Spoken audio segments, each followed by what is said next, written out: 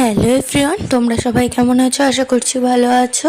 But আমি একটুও ভালো নেই, কারণ কি কালকে সারা রাত জেগেছিলাম। জেগে থাকার পরে সকালবেলা ঘুম আসছিল না, তো 4:51 বাজে তোমরা দেখলেই।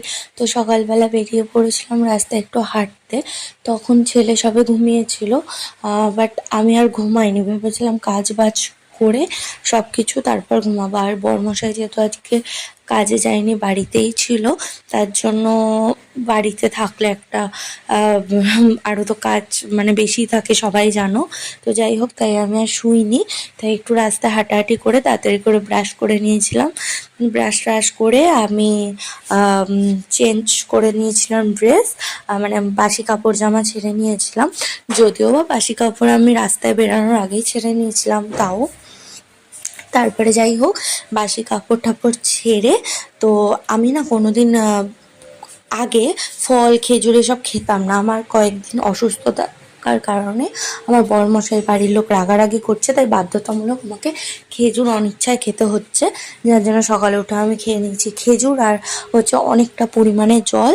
তারপরে আমি আর মাঝে মাঝে আমাদের বাড়ি লুচি আর তরকারি হয়। আমার বরমশাই বাড়ি থাকলে আমার বরমশাই সাদা সাদা লুচি খেতে ভালোবাসে, তো আজকে সাদা সাদা লুচি আর আলুর চচ্চড়ি প্লেনভাবেই এরম ভালোবাসে, তাই ওরকমই করেছিলাম, ও যেমনভাবে ভালোবাসে। তো আজকে সকালে টিফিনটা আমাদের এটা দিয়েই হয়েছে, লুচি আর আলুর তরকারি।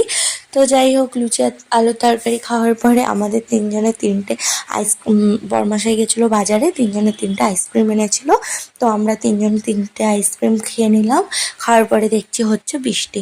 তো তারপরে বৃষ্টি হতে থাকুক, আমি তারপর দুপুরে রান্নার প্রস্তুতি নিয়ে নিয়েছিলাম, কারণ কাজ বাজ ছেড়ে আমাকে তাড়াতাড়ি আবার ঘুমাতে হবে।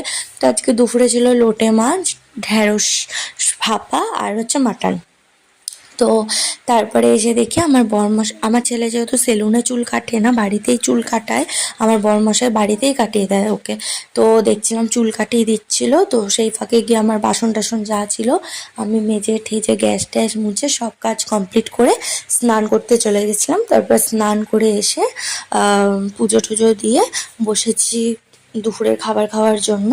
তো আমি একা না, বরমশাইও বসেছিল, কিন্তু আমার বরমশাই প্রচণ্ড লজ্জা পায়, তাই আমি ওকে যতটা পারি ক্যামেরা থেকে অ্যাভয়েড করি।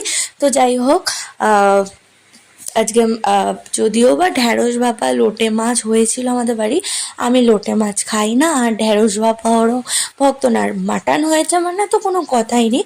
আর মাটনটা আমার বরমশাই এনেছিল সত্যি হচ্ছে আমার জন্য, কারণ আমার দুজনের অসুস্থতার কারণে আমি সেরমভাবে কিছু খেতে পারছি না। তাই আমার বরমশাই সকাল সকাল গিয়ে, আমি বলিও নি মাটন আনার কথা, মাটন নিয়ে এসে